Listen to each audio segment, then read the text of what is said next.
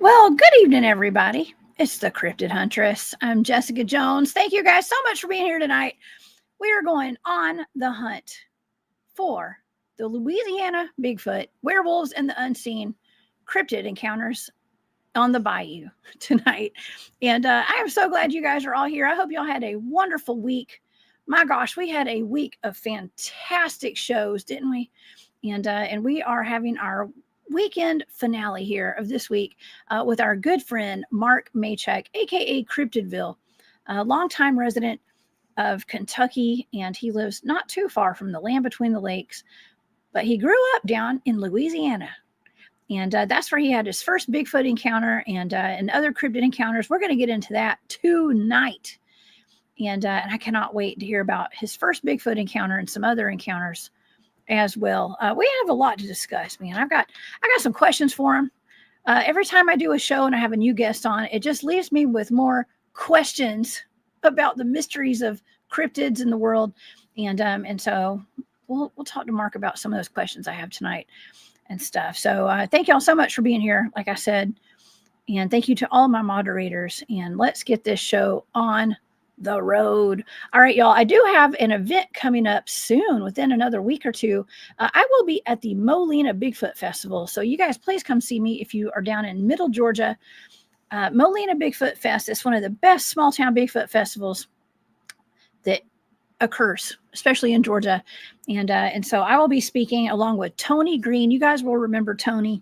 He's one of my teammates, and he's been on the show a couple of times. He's the one whose uncle ran behind the tree and came out the other side a dog and ran off in the woods, and then came back, went behind the tree, and then turned into a man again. Okay, so that's Tony. Oh my gosh, that's funny, being remembered by having your uncle turn into a dog. Okay, that's wild. But shout out to Tony, and also to Angie Williamson. Thank you, Angie. She's one of my teammates too on Seekers, and Angie's helping to organize that event. She'll be one of the speakers as well.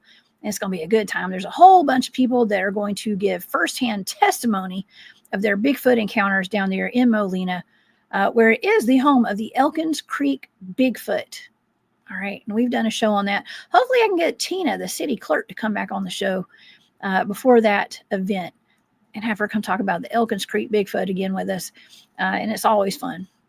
Okay, also, if you guys would like to check out my social media links and everything, just go over to my website. There's a calendar of events over there, and you can find all the information on me. Anything you need. All my shows are over there on my website, as well as my Patreon and my shop over on Etsy. Thank y'all so much for all your support. It means the world to me. Okay, well, how about this? Let's get to our show tonight, and I'm going to pull Mark up. Okay, so tonight we are going on the hunt with Kentucky resident and longtime Land Between the Lakes area hunter and cryptid field researcher, Mr. Mark Machek, to discuss his encounters with Bigfoot and other cryptids on the Louisiana Bayou. From Squatch to werewolves, what role do the dark arts play in the conjuring of these beasts? We're going to find out tonight. Please help me welcome to the show tonight, you guys, our good friend, Mr. Mark Machek, aka Cryptidville. Hey, Mark. Hey, Jessica. Thank you for having me on again. Well, and greetings to the chat. I just want to mention real quick that I cannot see the comments, so just bear with me. And if you have questions, we'll try to get those answered for you. So, well, that's good. You know what? I kind of prefer it sometimes when the guest can't see the chat. well, it can be a little bit distracting. Go into moderator mode and want to read every one of them, and if you did that, you wouldn't have much of a guess, would you? Oh man, I know. I love it. Thank you so much, Mark. You are so sweet. You're one of my moderators too, and I really do appreciate you. You are constantly sticking links in there with all my guests and stuff. So man, you help me out a ton. So thank you. You're welcome. Yeah. And so, yeah, where do you want to start? Oh man. Well, I want to start at the start. Okay. Well, first of all, I have been uh, I feel like I talk about the land between the lakes every single week, and it may not be on air, but I've got friends that are going out there, and it's just a constant LBLs on everybody's mind all the time. And I had my good buddy Greg Ogles came on the show Thursday night, and we were talking about the land between the lakes again a little bit, and he was talking about how and this is your stomping ground, and so he actually was telling us about a portal that he saw open up at the land between the lakes when they were orb watching. He said they were having an orb watching party, basically, out there. And I was going to ask you about that, or just like discuss it with you a little bit, because what do you think about portals out there? We talked about it last time you were out on the show, didn't we? Yeah, there does seem to be a high, and I don't know how to define high, but I'm going to use the word high. There does seems to be a high number or higher occurrence of portals in this area. Um, LIB said, Mark, look at me, damn it. Yeah. no, no I put the bike, comment up so you could see that, Mark. no bike, and you hurt my eyes. Oh my gosh. We got jokes. We got jokes. So, but yeah, I think there's a higher occurrence of portals in this area, and there probably is a lot of there could be because we don't know, there could be different factors that go into or come into play with why there are uh, a larger number of portals in this area. Historically, you have reports that come out of there that talk about cult activity and stuff like that, and you have would be wannabe expert researchers that do things that may open portals and not actually close them. Oh Um, yeah. and uh, those are things that are kind of concerning Hmm. because the big question is, if you open a portal and you don't close it, what happens to it at that point? Does it just stay there and things are coming in and out of it at will? And I think those are things that people should consider, especially if they're in the mindset that they're going to go over there and do something like that, Hmm. because you don't you don't necessarily know what realm you're tapping into, and you don't necessarily know what's going to come through, and whether or not it's going to potentially uh, take you into it. And then that's a whole nother thing if you get pulled into a portal. I always like to reference that story that was in the Rob Roy books, In the Big Thicket. Hmm. The guy that was hunting in it was winter and it was cold, and he was walking along the trail and he came upon this area that kind of shimmered, and he walked into it not thinking that it was anything. He just thought it was heat coming up off the ground.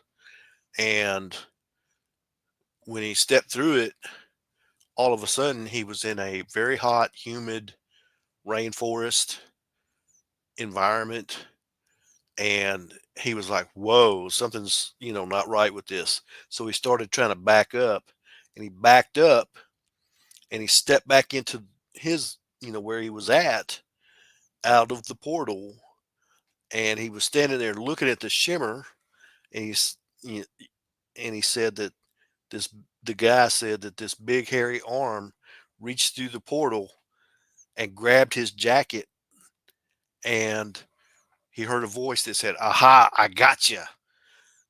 And he freaked out, and he was trying to get away from this thing, and it was trying to pull him through. And the only way that he said he was able to get away from it was that he came out of his jacket, basically, is what he had to do in order to get, because it had such a grip on him. And, Whoa. those are things to keep in mind when you're Yeah. potentially dealing with portals. You don't know what you don't know, we don't know what we're dealing with those things. And, you know, I don't think it's just limited to cryptids or um, interdimensional beings. It could be governmental factions that are using them, or Yes. whatever. So Yep. there's a lot of different things that come into play with it, and then there's the whole thing of, and I just want to touch on this, as a something that people need to be concerned about and think about is, if governmental factions are y- using these things, and they're doing things to alter our perception in real time, you know, it could be them, and you could be thinking that it's something else, and you might not even be aware of it. So those are things to keep in the back of your mind when you're when you're dealing with the concept of portals. So yeah, that's my portal spiel. Oh yeah. Well, I thought it was interesting because I actually, right after I did the show with Greg on Thursday, I watched his last documentary that he made, the Cryptid expeditions, and it was the Land Between the Lakes, actually. Cool. And I have not yet been to the Land Between the Lakes. And let me tell you, watching that documentary made me want to go to the Land Between the Lakes, like soon. Okay, because there was so much activity out there. There's a lot going on, and all the ice shine. It seemed to be more what they were getting seemed to be more Bigfoot related, Mark. Um, as far as the evidence went, I was seeing more Bigfoot and orbs, a lot of orbs out there too, and stuff. And something that Greg said, and I can't disagree with it, because it was like, well, he believes that the Bigfoots and the cryptids out there can maybe turn into orbs and like like turn into like a ball of energy or something, and change their energetic field to like traverse the portals and stuff. And maybe they can. I don't know. I mean, it's the ongoing debate. It's like what's really happening out there with them. But they got some pretty good evidence out there. They put it in that documentary. So kudos to Greg and his crew out there. Um, but yeah, it made me want to go out there. Okay, Mark. Oh, not that your stories don't make me already want to go out there. Okay, but uh, but I got to see it, on the screen for the first time. So that was pretty cool. Well, I think that an important thing to consider with that are these things Hmm. that I'm going to mention here in just a second. And like you said, kudos to Greg on his work on that documentary. Hmm. I have not seen it, and but I was actually uh, it's after the fact, so I can talk about it. But I was actually there at the base camp when they were there filming, so I got to meet everybody, and you know, um, didn't necessarily go to the locations that they went to Hmm. because I'm kind of a research purist.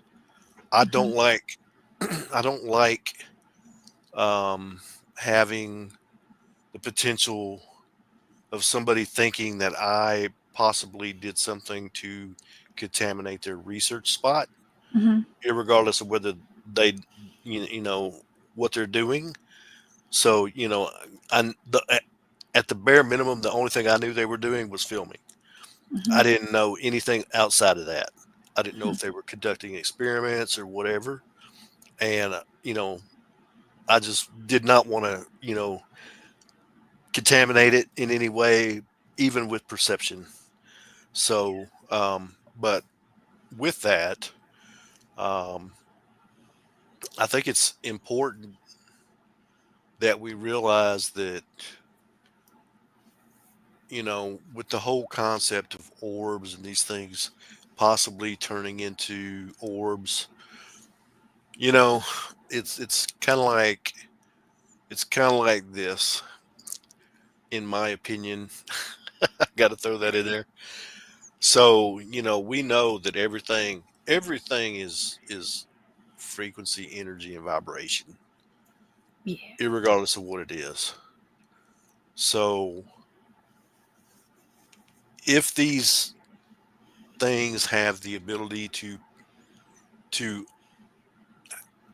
real time hack or adjust their um, physical display to a person, and I know that's going kind of in a deep arena, but it, you know, I guess I came up with this thought because you hear about people, they you have this big group, they go into the woods, half of the group sees a Bigfoot, the other half sees a squirrel or a raccoon or Yes. a deer.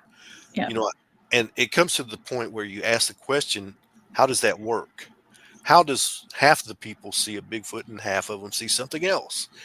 So it has to do with, in my opinion, with vibrational presentation. They're presenting themselves as one thing to one part of the group and something else to the other part that may not be able to perceive that vibrational display. Yeah. And that's just my opinion. I don't claim to be an expert on anything except being aggravating. You're an So expert on that, huh? I can't. Yeah, I have a tendency to be a little bit aggravating, and um, You're the button pusher. I can tell. I'm just kidding. well, I don't push buttons unless they need to be pushed, and Yeah. Some people that can't help you. They see a red button, they want to push it. Sometimes you just can't help it. You got to push it. yeah. So, Yeah. but yeah, that's my opinion on it. As far as orbs and all that goes, and I hear people talk about, I'm going to try this experiment, I'm going to do that, and I've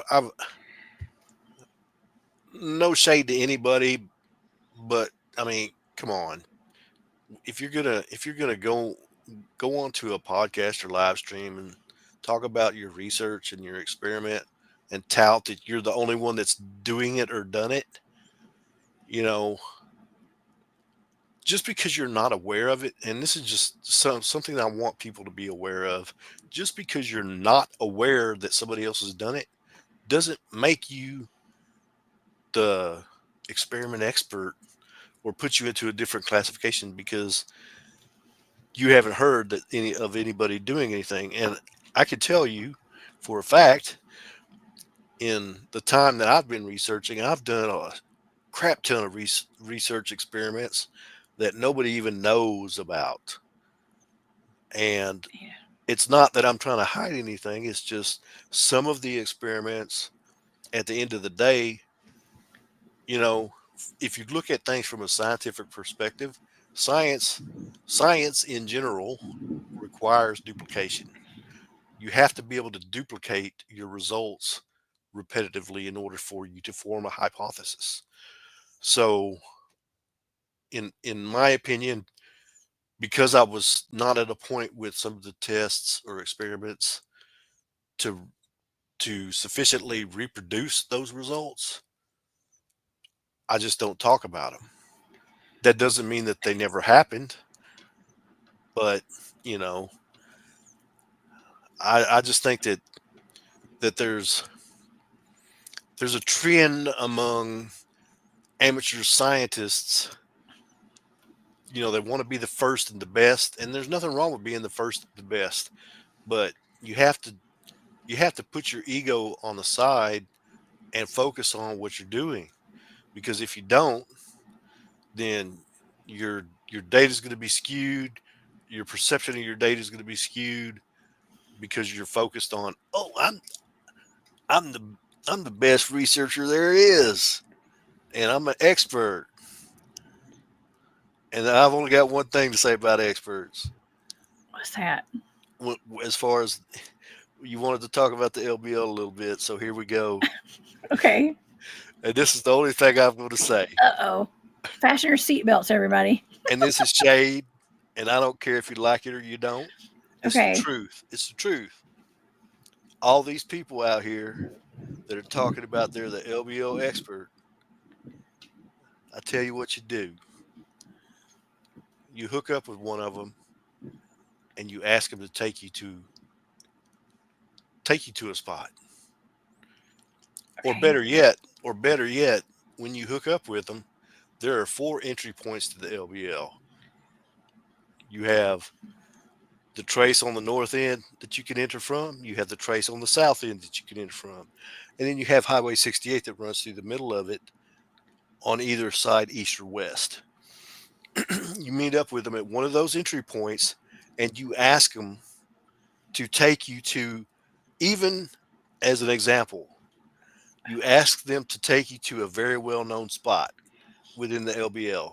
And what you do is you ask them to take you to Wrangler's Campground.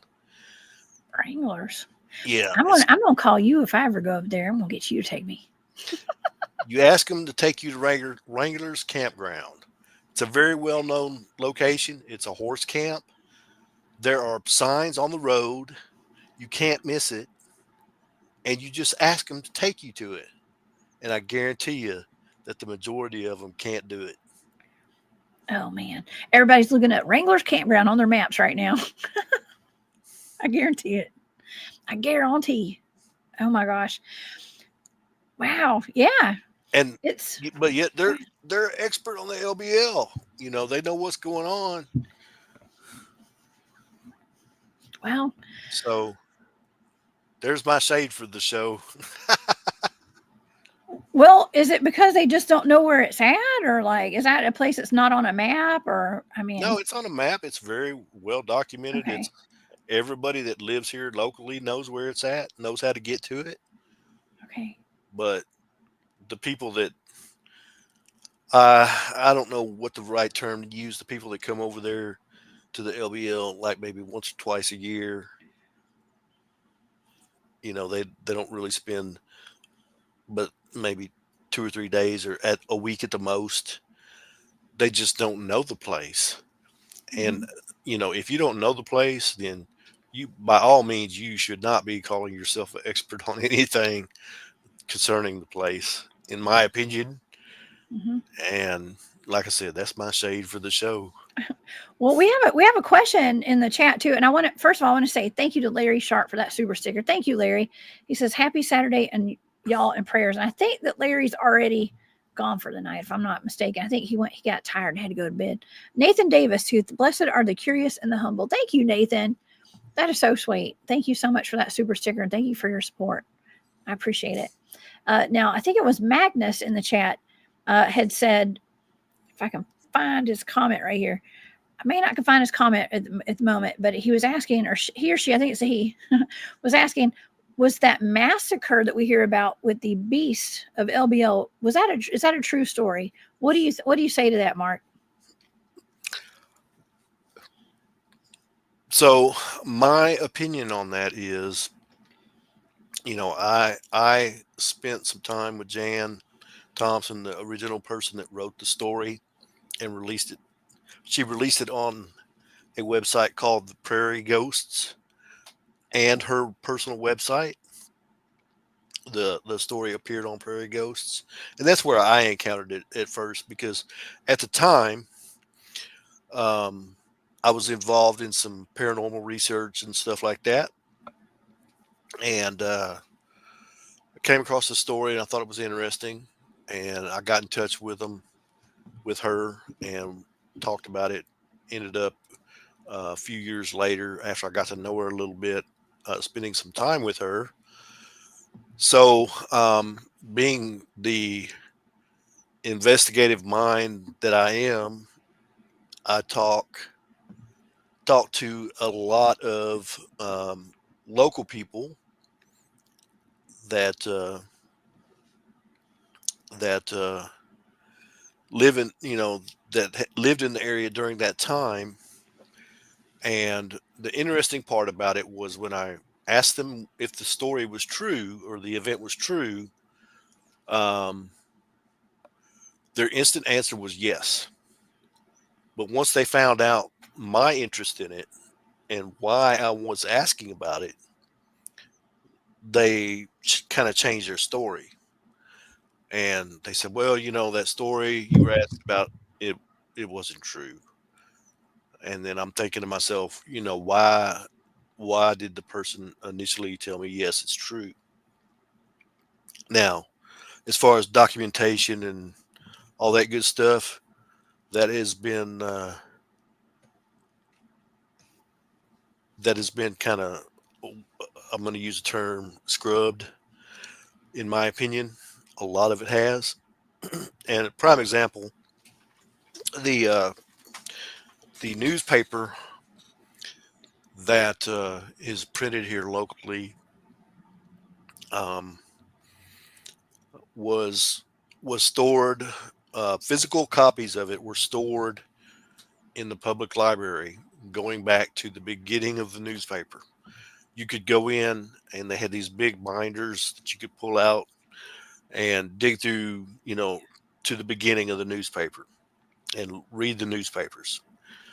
And I used those initially during my research to try to locate anything that would validate the story. When they moved everything over to digital format and they moved everything online, um, the newspapers that they scanned in were not complete. Missing pages? Yes. So what you have access to online is not 100% complete as to what they actually physically had. Wow. Why they did that, I don't know. It is kind of odd. You would think that they would have a purist mentality, being that they're the book people, that they would want to preserve that documentation, historic for historical purposes. Yeah. And um, but yeah, I don't know why they would do that. And um, Cover up. That's why. yeah, Yeah.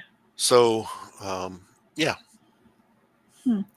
Yeah, actually Barry Littleton and I were talking about we covered an alien, a picture of an alien in a magazine from back in, what was it? 19, I forgot when it was. I want to say 1980 something, 82 maybe. The mm-hmm, Amico alien.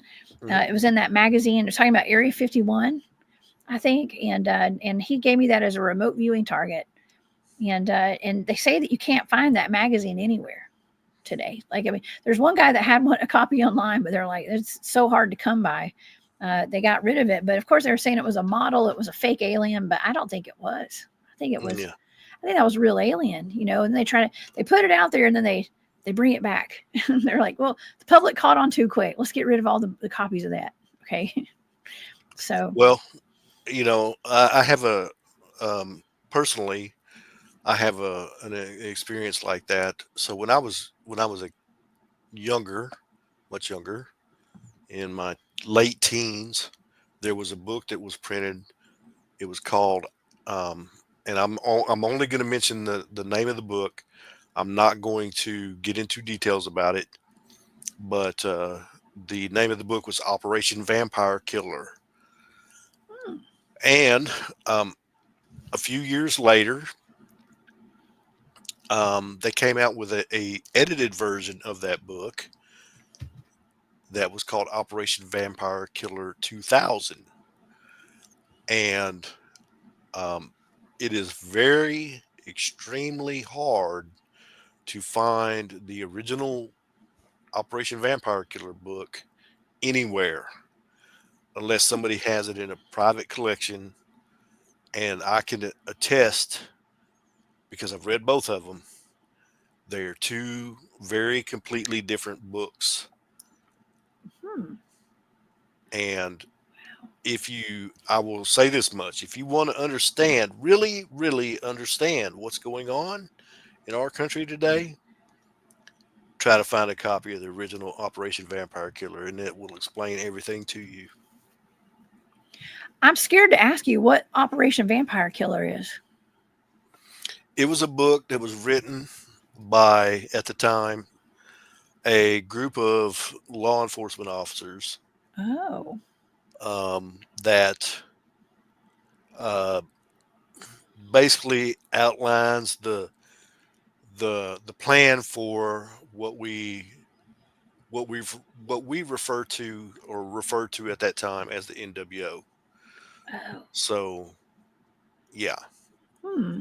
So when the things that are happening with different things relating to immigration and stuff like that, I was not in the least bit surprised because everything that they did fit exactly into what is originally talked about in that book.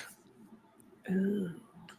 Well, that's similar to like why Barry brought that up with the Amico alien was because Bill Cooper had done some whistleblowing on that, saying that was a real alien, and it was all about this. He was warning about this fake alien invasion that was going to bring in the new world order, the one world government, and so I guess it's kind of similar to that, I guess, a little bit.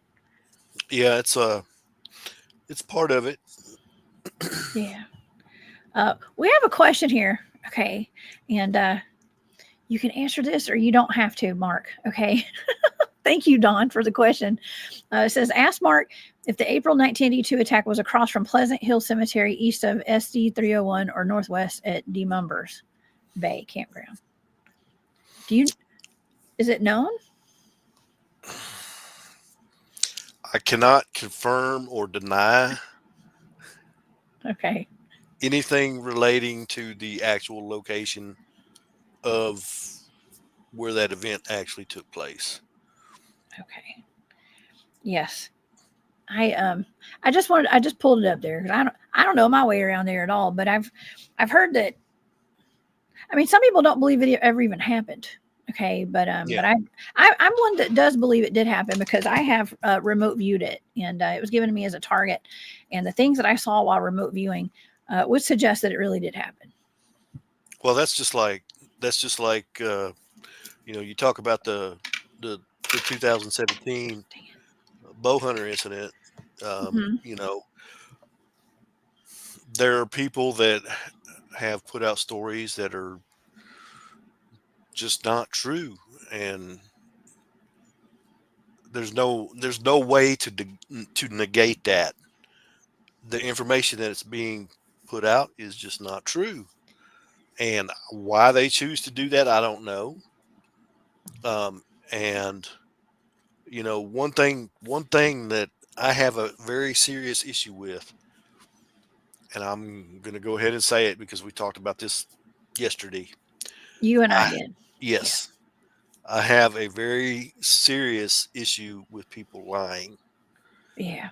Um, you know, I mean, I'm not, and I'll be the first to say I'm not perfect. I've lied before. I've lied about little things, inconsequential things. I've lied about big things. But, I realize that, if you don't do dirt, that you don't have to lie in the first place. So if you can't, if you're honest with people, then there's no need to lie. So, it's complicated because, I'm not in the business of, when I first got involved in this, it's like we talked about this too. I didn't, I didn't ask to be involved in this. I just was. I, you know, um, it just turned out that way. And because I was having experiences and seeing things, it caused me to want answers to the questions that I had regarding the experiences that I was having. Yeah.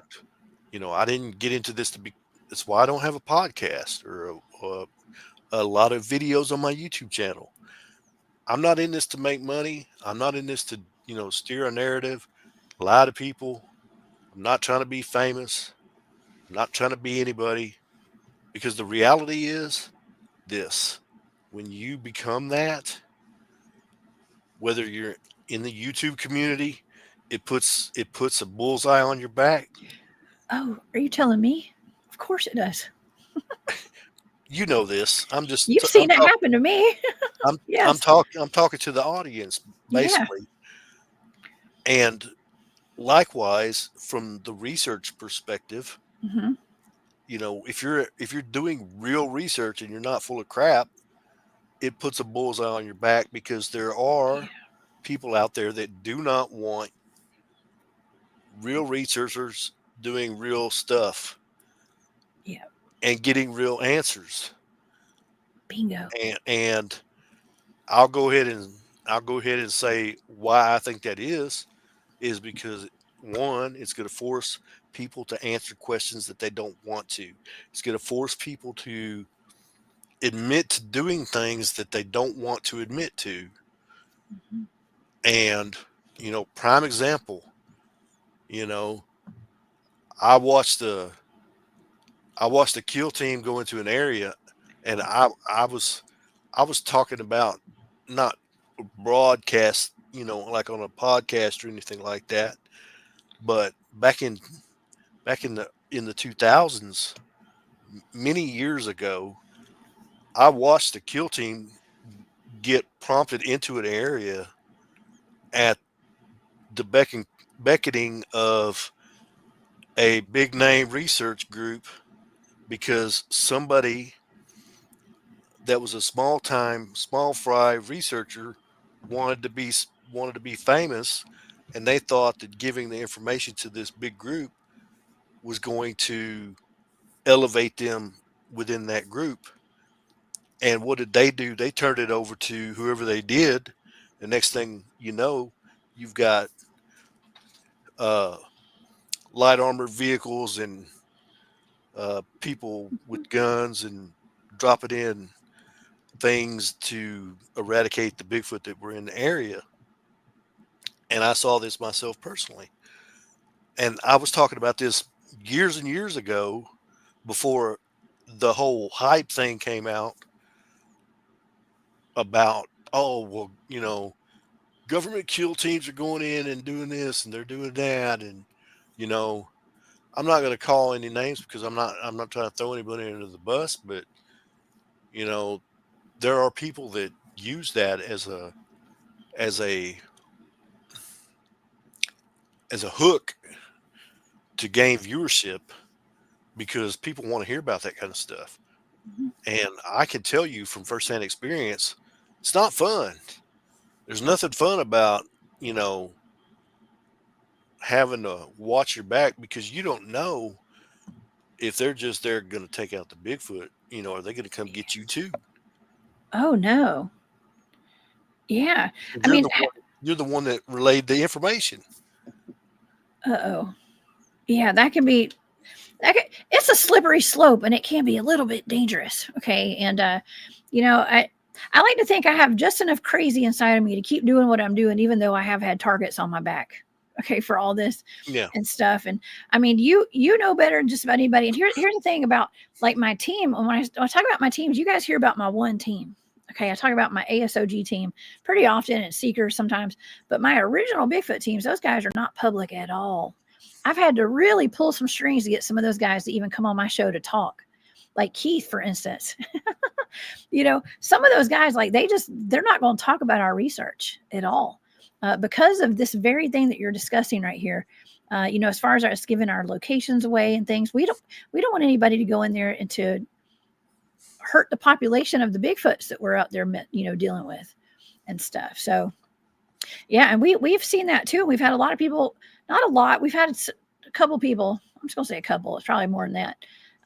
Talk about how they've given reports to certain, groups and organizations about Bigfoot sightings, and then the helicopters do show up and they do go eradicate the Bigfoots in the area and stuff. So and there's, it's we're careful about what we say, and I'm Yeah. I'm careful about what I say sometimes on air too. Okay, so Well, I just, I think it was a crappy deal, because I was led to believe that I could, and I'll admit it. Yeah, there was a time when I was green and not so salty, and I was led to believe that I could trust the person that I was um relaying the information to. Little did I know that they were working on an agenda and looking to become somebody. And sadly, that seems to be the norm these days within the community. And you know, I mean, like I said, I'm not trying to throw anybody under the bus. I'm just trying to make people aware of the reality of what can happen when you're doing this kind of research. And yeah, it's unfortunate because it causes you not to trust people, and I don't yeah, trust I don't trust very many people. Mark, that's our saying: trust nobody, right? Hmm. Trust no one. Um, well, here's somebody I trust, Robbie Rains. What's up, Robbie? Robbie's in the chat. Robbie has been at the Ohio Bigfoot conference today and this weekend. So thank you for hopping in the chat, Robbie. It's so good to see you. He just got done with the conference in Ohio. So thank you for being here, Robbie. I appreciate it. Tell DA I said hey as well. And yes, we've actually done some Bigfooting together. Y'all know Robbie. He's been on the show before too. So, but yeah, it's wild. I feel you. I feel you 100% on everything you just said, Mark. And I wanted to ask you, like, I mean, you're an old. I'm gonna say you're not old. You're an old pro. I'm gonna say old pro. Honestly, you and I are actually about the same age. So if you're old, I'm old. Okay. So I didn't mean it like that. You're an old pro. Like you've just been in this for a long time. You've been doing a lot of cryptid field research, boots on the ground research, but it all started somewhere. And I just recently found out that you had your first encounter with a cryptid back when you were a kid. And I was wondering if you could tell me about that tonight. I want to hear about it out in Sure, Louisiana. sure. So, want to give some reference so that everybody understands, uh, the origins of this event. So, it took place. I was 13, 14 at the time, and during that time, I did. There were two seasons basically, hunting and fishing, and I was either doing one or the other. When it was hunting season, I was hunting in the woods. When it was fishing, I was going down to the uh, to the creek and the lake and fishing, and just basically having a good time. Not really, too concerned about anything. And being that I spent so much time in the woods, if I were to encounter somebody, generally I knew everybody that lived in the area. So, you know, and that's a worthy point for me to mention because of what actually happened. So, anyhow, it turned out it was early spring. It was actually mid spring, and I had decided, and one of the things about this, I would do these things by myself a lot, because I was out of my other my two brothers. Um, my older brother would go fishing with us, but he was not into hunting at all. And my younger brother, he was, he was too young at the time, so he didn't really interact a lot with that. But anyway, the day of the encounter, um, and also I think it's important to mention that I had not had any, I had no exposure to any kind of cryptids. I didn't know what cryptids were. I didn't know what Bigfoot was. Yeah, I heard about it, but I didn't think it was real. And I didn't, have any reference for how these things acted, what they did, or anything like that. So when this event happened, as I go through describing it, there are things that, you know, basically when I learned about the things that these things do, I was instantly taken back to this event, and I was like, that was probably a Bigfoot that I encountered. So that day, I decided I was going to go down to the creek and go fishing. So what I did was I went up to a friend of mine's house, and at the back of their property was an ATV trail that went all the way down to the creek. Now, I don't know if you're familiar with the way that swamps are, but when the water is up, basically you could walk down into the swamp bottom, and if the water's up, you can look out, and it'll look like a huge lake with nothing but trees in it. I mean, it just, you can look out through it.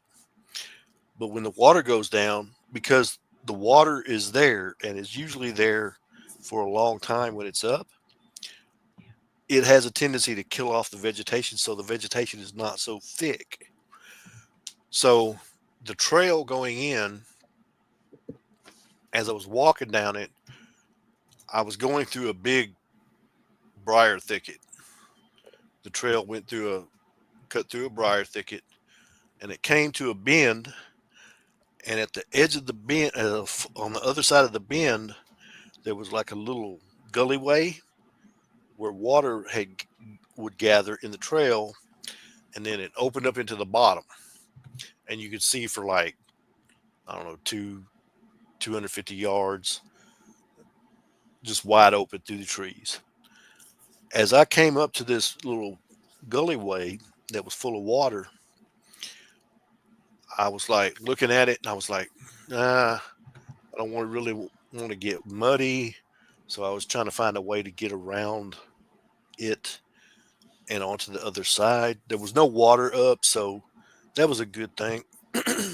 So I kind of sidestepped this big puddle of water, and when I got to the other side of it, I was kind of stopped for a second, and I was, because I caught movement out of the corner of my eye, and I look over, and to me it looks like somebody coming along this gullyway walking, and I'm like, oh, who is this? So I'm like, I stop and I'm standing there looking at him, and next thing I know, what I thought was a person stepped in behind a tree, and they were just standing there. And I was like, well, maybe they saw me, maybe they don't want me to see, didn't want me to see them or whatever. And I'm trying to figure out why is this person just standing behind this tree? Yeah, creep. Lurkers. And I was like, you know, if they step out, I'm going to know who it is because I know everybody that lives in this area. So I'm like debating whether or not I'm going to say something. I'm just standing there. And then all of a sudden, this person that I've seen takes a single step from behind the tree that it was behind another tree. Hmm. And when they did, I saw like the knee area of their leg, and I could see it clearly because they weren't but maybe 20 yards from me. You know, a lot of people have this misconception about distance, and they think that 20 yards is a long way away, but it's actually not. Um, so, anyways, when they took that single step, and I could see their knee area, I could see reddish brown hair with mud and leaves caked in it. Mm. And I was like, my mind was registering what I was seeing, but in also at the same time in my mind, I was thinking, person, who is this person? So they took another step behind another tree, and I couldn't see them. So I'm standing there and I'm like waiting for him to come out. And I'm kind of like standing in the open. And I'm like, well, what the heck's going on here? And then all of a sudden I hear two shots from a shotgun further down closer to the creek.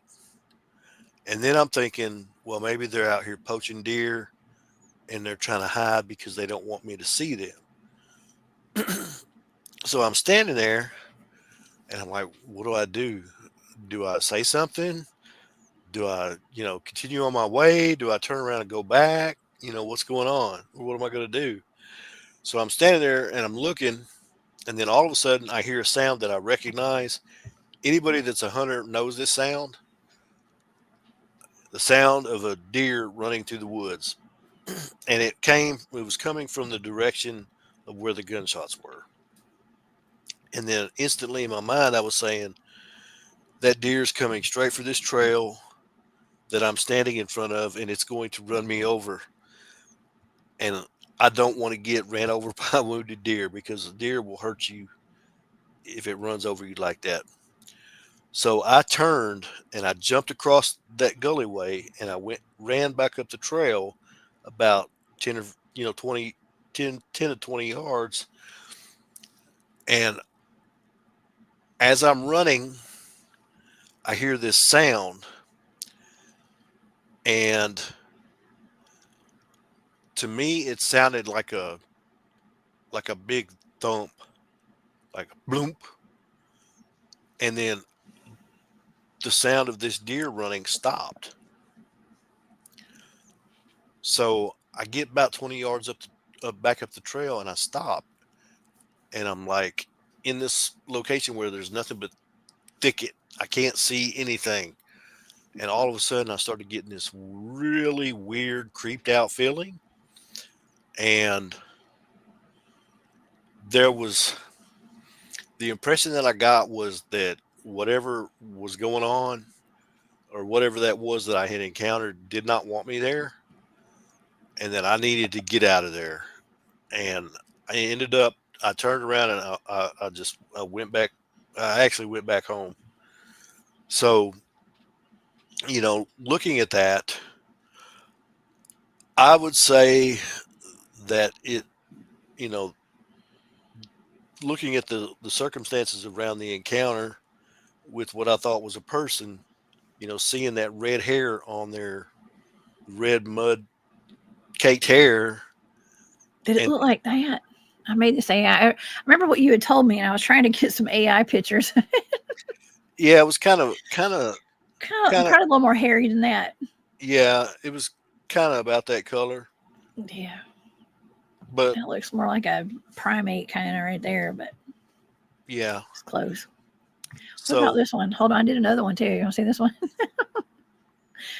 That one doesn't have enough hair on his body, though. I tell you, AI just can't get it right. But yeah, they always give them nipples. I've noticed that they always have very prominent nipples. I don't know why AI does that. and Dang it, six AI. fingers, six I know, fingers. right? So, looking at it, the whole hiding behind the tree thing, Hmm. that's a very common thing that Bigfoot do, that I hadn't, I mean, it's not above a person to do that, but it's very common for Bigfoot to do that.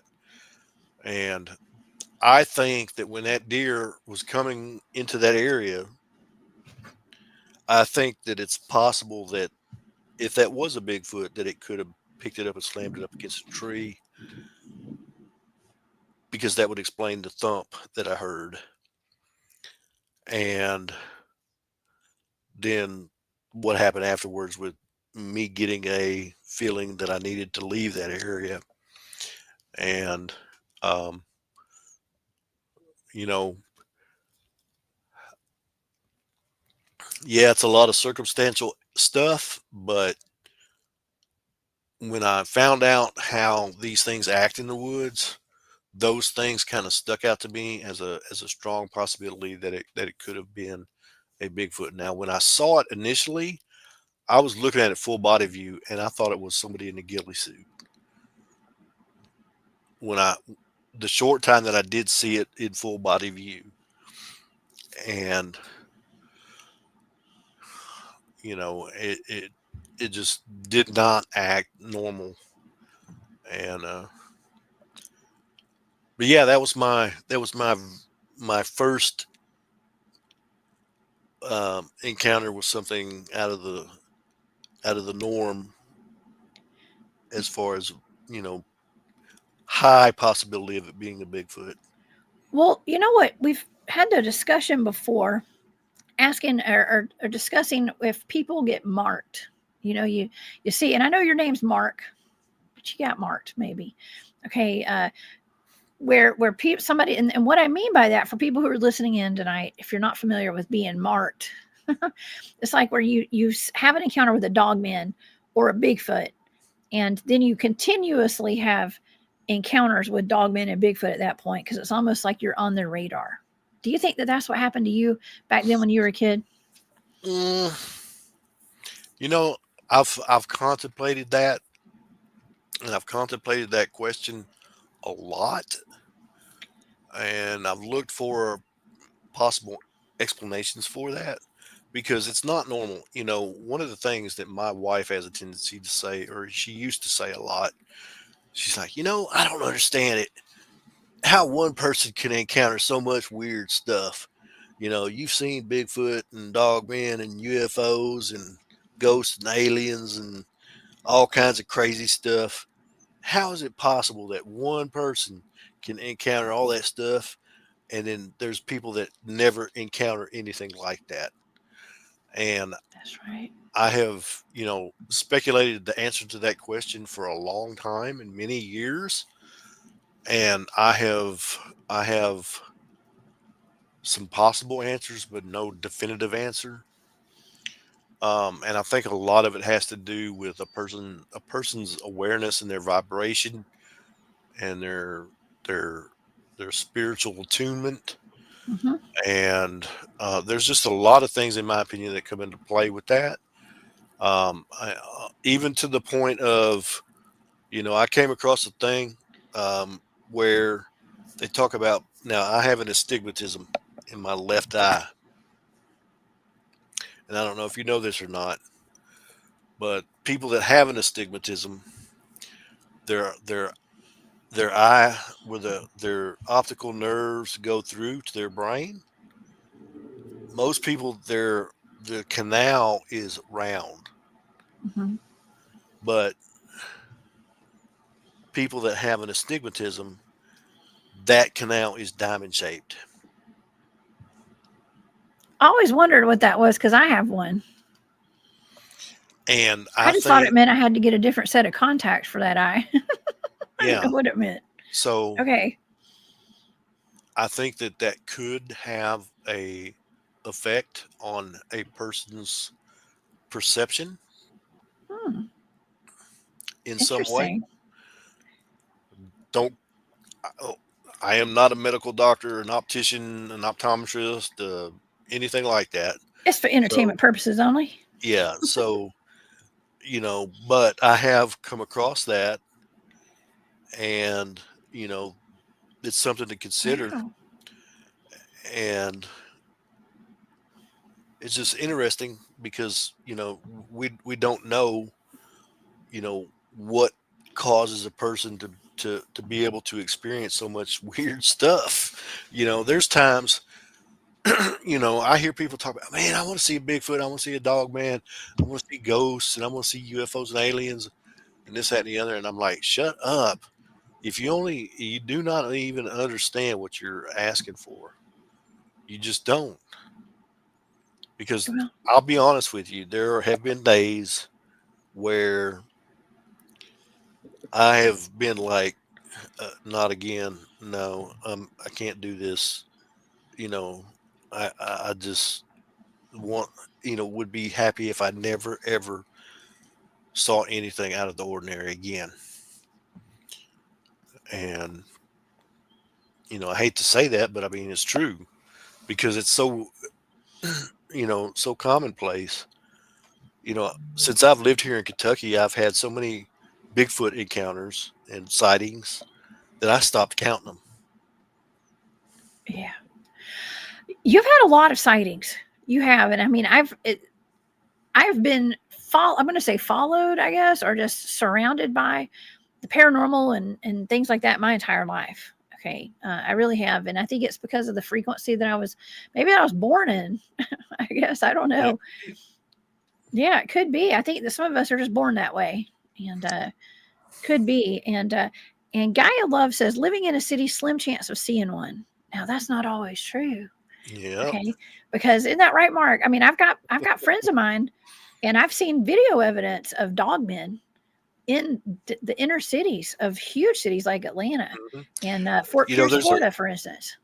there's a place just outside the city limits of Nashville that is uh, widely known to have dogman activity in it. It's Oh actually a yeah, public park. where is that again? Did you say where? I did not say where. Well, I know in St. I'm not going to say this word, but in St. Louis, they say there's a lot of dogman activity downtown there. As just an example. Under that arch, they say that arch is a portal. I don't know. Could be. Could be that'd be a good remote viewing target, though. I think. Hmm. Yeah. That fella that claimed to have been part of the Dogman breeding program, that Victor guy, I think it was him, if I'm not mistaken. I don't know. This is like secondhand coming from I don't know where I get this information from, but I think I recall him. Maybe it was him saying that they had taken out some dogmen that were right there or something. I mean, like unalived it in broad daylight or something, right there underneath that arch. I don't know. Don't quote me on that. I'm just remembering from secondhand information there. But anyways, they're in the big cities, and we've also talked about like out in California. We've got Bigfoot Dwarf in the chat tonight.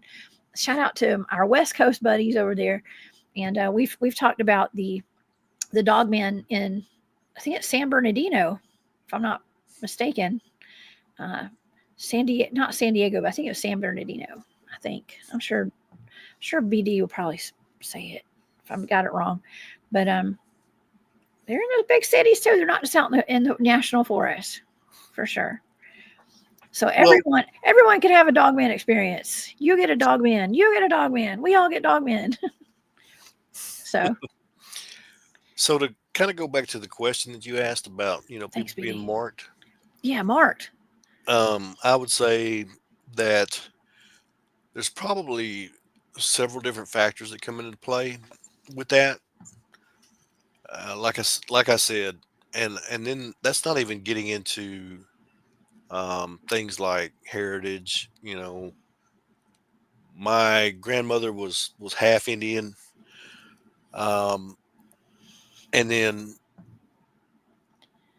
you know the other aspects and things that come into play, like um, you know UFO alien contact, interactions with what people call the Fae, things like that.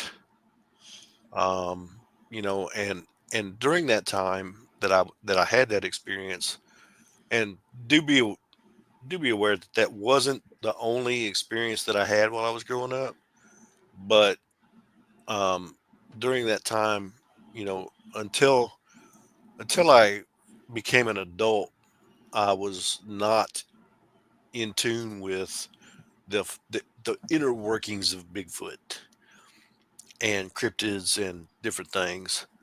And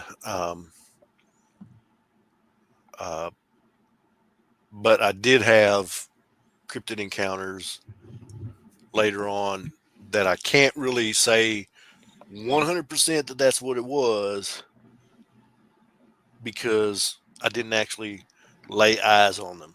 Now, I'm kind of weird in that respect because, if it's a bunch of circumstantial stuff and I don't actually physically lay eyes on it, and I can't see that that's what it is, I generally don't say, "Hey, that was 100% of Bigfoot." But um, I don't know. It's weird. Since I've lived here in Kentucky, like I said, I've had so many, encounters and sightings. I've stopped counting them, and they were not circumstantial encounters. They were encounters where I was physically looking at it, sometimes almost face to face, and I knew what it was. Now, why I don't know, but I guess what I'm trying to get to with what I'm trying to say is, um, I don't normally talk about my UFO and alien experiences, but I think that as we say, they're all connected. All these things are connected. You start talking about the Fae, aliens, UFOs, and you have these cryptids. They're all connected in some way for some reason. And I had experiences with all three of those things when I was growing up, but I never put them in to the perspective of them being related. I just thought they were isolated incidents that were unrelated, just different weird things that I experienced. Um, One of my Fae interactions that I had when I was growing up, Was this in Louisiana, by the way? yes, it was. So we actually have some folks from Louisiana in the chat tonight. They were like, I don't know, I forgot who it was. I'm sorry. I forgot to pull the comment back up. But they were like, this is from my neck of the woods. So shout out to all of our Louisianians in here. And Thanks for being here. yeah, yeah. So, um, actually, not very far from where I had that encounter that I related a while ago. Um, I a friend of mine and myself had gone camping on their property, and during the night, now I was never known to sleepwalk that I'm aware of. Right. And we had this discussion too, Jessica. Yeah. We've I've, talked I, about a lot of this stuff. Probably in I private, not on air. yeah, Yeah. I, I was not the one in the family that had a tendency to sleepwalk. However, there was one night where, while I was asleep, um, that night that we were camped out, I had a recollection where I was at the corner of the property, and the corner of the property had an ATV trail that kind of went into the corner and then turned up the fence line, and then there was a gap in the fence where you could take an ATV through it, and there was another trail on the other side of the fence that went up. Well, I was on the other side of the fence, and I was about, I don't know, say about 100 yards up the trail, and I remember looking over, and there was the only way I could describe it was a Fey city in the woods there. What? That, yes, it was like a scene. Imagine, if you will, a scene out of, like,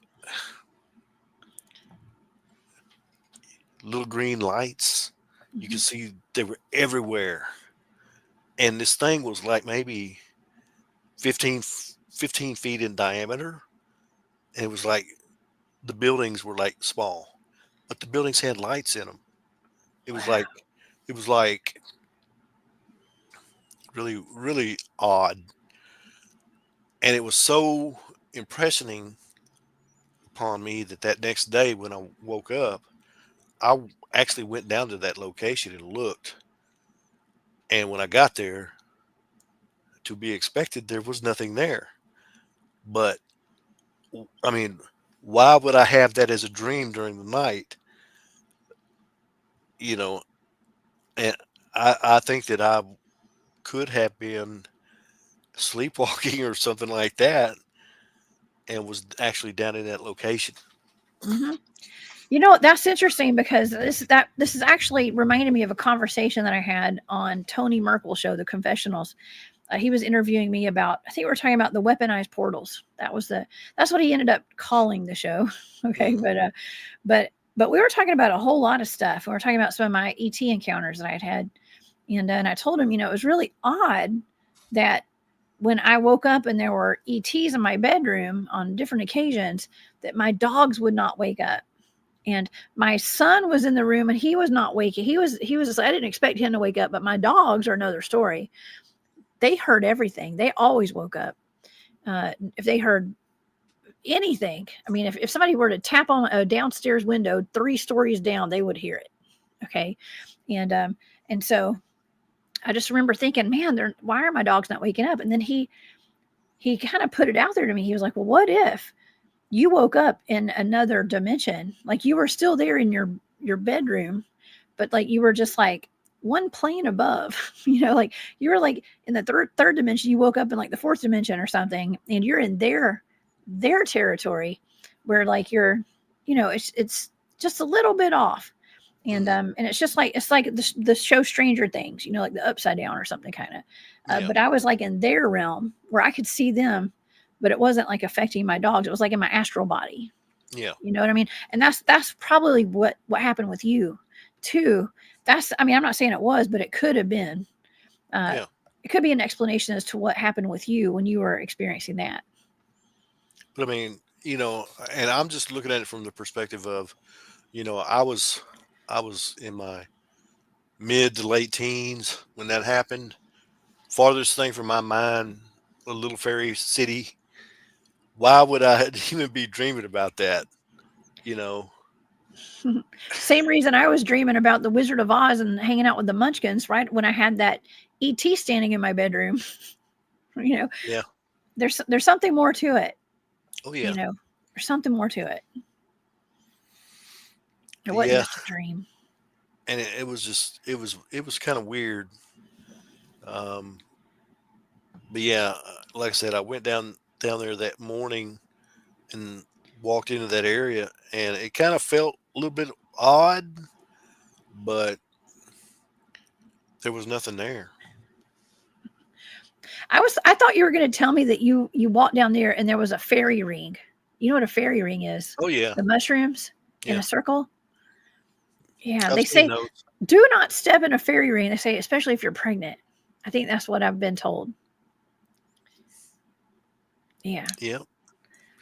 I don't know all the lore, but you know, Yeah, I don't either. The one thing that I have not really focused on too much because I don't know that much about them are fairies. That's something I've done a couple of shows in regard to fairies, but that's just not my wheelhouse. I don't know if I've ever dealt with fairies out well, there. they creep me out. I mean, that wasn't my only experience um, that I've had with them. I did have uh, and it's so outlandishly crazy. I don't even want to tell it, but you know, well, I might as well tell it. Might as well. We're all friends here. So, so as you learned recently, there is a lot of weird stuff that has happened in the time that I've lived in this house. And one of the things that has happened was I had got up in the middle of the night and, um, as most people do, sometimes you wake up in the middle of the night and you got to go to the restroom. So I got up and went to the restroom. And when I came out of the bathroom, um, something drew me to that window up at the front, in the front of the living room. Now, this is your house in Kentucky by the LBL. Yeah. Okay. Oh man, you've had a lot of stuff going at that house. I went to the window Man, and I pulled the curtain and I looked out and I was looking around and I could see these two things. Now, our driveway is, I don't know, maybe 35, 40 yards long. And then there's the road, and we have a vapor light or a booger light, as some people call them, Is in that a the front. spotlight? No, it's a big booger light. You know what a booger light is, right? No, that's what I have no idea what a booger light. I'm just assuming. I figured it was You know what a vapor light is, then, right? no. I don't think so. I don't even know I've never heard of a vapor light. So Tell me, what is it? it's the light that's big on the pole. Yes. Oh, like That's a put in power by the pole. Yeah, that's put in by the electric company, Yes. and it lights up a big area. Yes. We have one of those in the front edge of the yard. So if you look out, it lights up part of the road and the front yard. Got it. So I'm standing at the window and I'm looking, and what I'm seeing, it to me initially it looks like two cats sitting in the road. They were about the size of a house cat, and I got to looking, and I was like, "Hold on a second, that doesn't. Those aren't cats." I was like, "What is that?" And I'm standing there and I'm looking, and then all of a sudden I see one of them run over to the other one, and I realize that the first one is squatted down, and he leapfrogs over the first one. It was like humanoids. Humanoids. They were little people, Oh God. and Why am I not surprised? they were playing leapfrog in the middle of just on the other side of the driveway, going down the road. Oh my God. And I'm looking at them, and I'm like, "This is crazy. What am I even looking at?" And then it hit me. I was like, "I don't want them to know that I see them." So I closed the curtain and I went back to bed. Oh man. I hope you don't have a doggy door or a cat door. Tell you what. I tell you what, if you had one of those, that's one more thing you got to worry about coming in your house. You better Yeah, be careful, man. That's wild. That's wild. Good yeah. grief. And then it's about a year later. Now I don't know if you're aware of this, but some Native American legends talk about a tribal chief or a regional chief or whatever for the Fae, and they're historically known to use porcupine pelts as a overgarment slash camouflage. Yes, the puckwudgies. I've discussed those before on the show. So I had a similar incident happen sometime later. It was maybe a year or so later.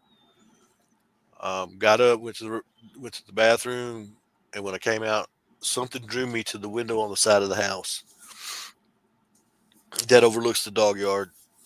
We've got a fenced-in dog yard, and I pulled the curtain back and I looked, and I see this thing.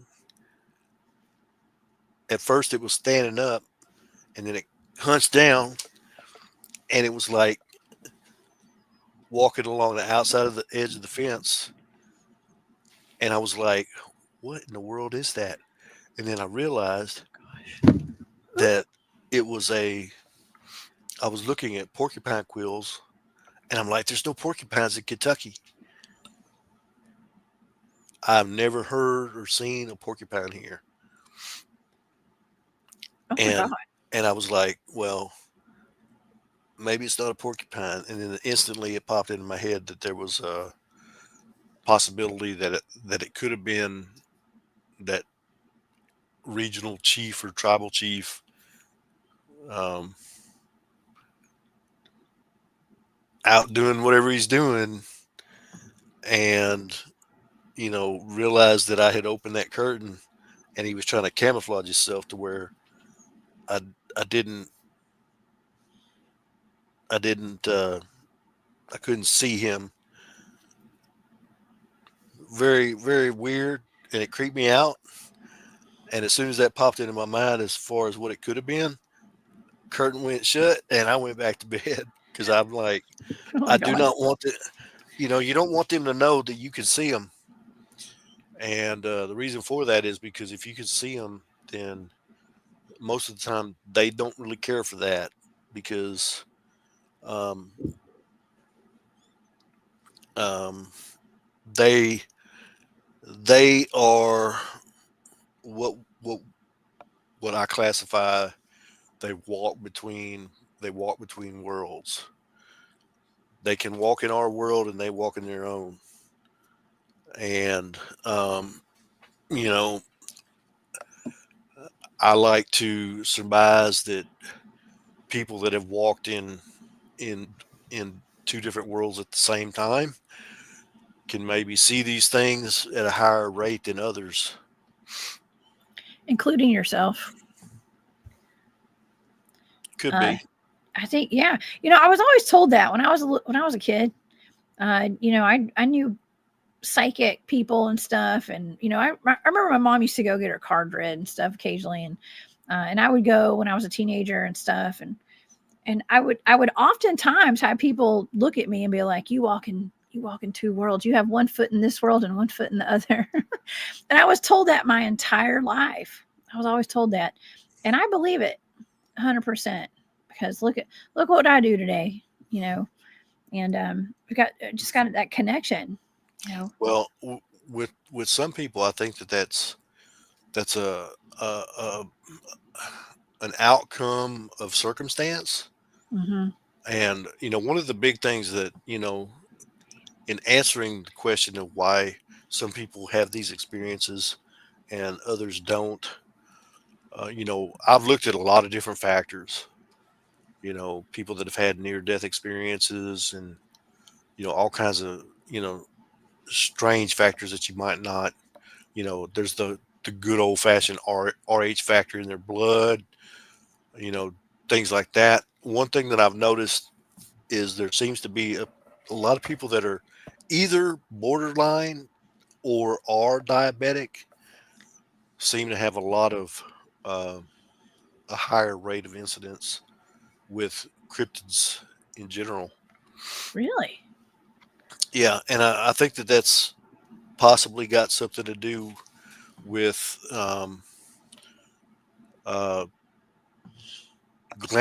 glandular function in their body. Wow.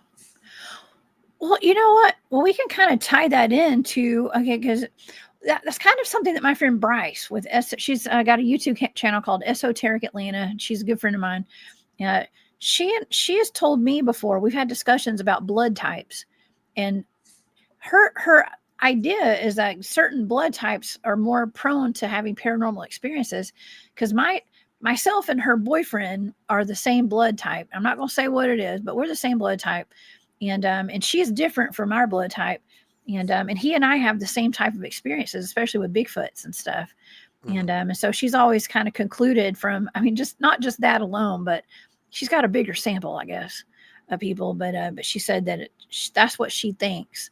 And if you take what Dr. Richard Allen Miller, Doc Ram, that came on the show last Monday, uh, he was talking about, I don't know the full word, but I'm just going to say like DMT and stuff, right? He was talking about, I'd asked him if it was true that astronauts are trained in remote viewing with NASA. He worked with NASA and stuff. And he was like, well, yes and no. He said, it's not remote viewing. It's actually astral projection is what he said. Mhm. And he started talking about how you can go to outer space through taking, it's a conscious thing. It's like inner space. It's not like outer. He's like, outer space is actually inside your mind. It's your consciousness. It's kind of weird. It was a really interesting conversation. Okay. Well, that's Really, really weird, but it could be, you know, chemical induced is what I'm trying to say. He said it opens up yeah. many black holes is what he said. Well, that's like the whole, and I know you probably are, when you hear people talk about is the Earth round or is the Earth flat, I think that a lot of it, and I came across some information here recently, as it pertains to our perception, it depends on the person and their perception of reality and their perception of space and time. Um, Not everybody is the same in their perception, even if they have a lot of similar experiences. That doesn't mean that their perception is identical to somebody else's. um it just, it it gets very complex when you start talking about perception and reality creation and all of that stuff, because people are so locked into, we live in this reality and this is the only thing that we're shackled to. And I'm saying that for a reason, because I want people to realize that there is more to this reality than what we perceive that we're shackled into. And you do have the ability to change it, but it's not something that's going to be easy, for the simple reason that you know everything that we're exposed to from the time that we're born is is an untruth in a lot of ways, or is untrue, and it is a conditioning as well to believe certain ways that keep you locked into the matrix of what this reality is. And to break free from that is sometimes not an easy task. And, um, I'm sure that there are powers and forces that be that don't want even one person to be broken free from the matrix and understand reality as it really is. You know, Yeah. we sit here, we can only perceive 5% of what's actually in our reality. That's right. Unless you take DMT or smoke salvia. I saw that comment in there. So, Hillbilly Herb. Listen, I know about salvia. I'm not going to tell you what happened and how I know. Okay. But it was in college. And I do recall, I thought I was in, and I'm not going to say I did it, but I might have. Okay. Briefly. And don't ask why, y'all. Okay. But I went to, what is that movie? Contact. I guess I space traveled for a minute, and I don't do stuff like that. I think it's because I didn't do stuff like that. And yeah, it was that Jodie Foster. I was in that Jodie Foster movie Contact for like about 5 minutes, I think, and I traveled to wherever she was in that. So, yeah, that's all. I know, right? I shouldn't talk about that on air, but I did. It was long. It was like I was like 18, maybe 19. And yeah, I guess I'm more just as much a space traveler as Katy Perry, y'all. I guess in that case.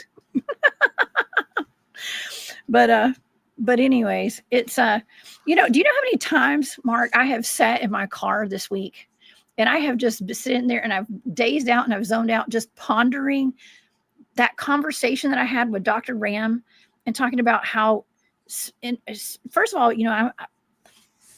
I'm all over the place now because I used to think that I had it all figured out. But now that conversation opened my mind up so much to like the possibilities of everything being totally wrong. When I'm thinking I'm getting everything figured out, it's like I have nothing figured out. Nothing. It's like deeper than I thought it was. And I'm sure it's like to the audience too. It's almost like kind of difficult to like to even have conversations about this right now because like what I thought was reality is not reality at all. Yeah. Okay. Well, And I'm not yet, going to lie.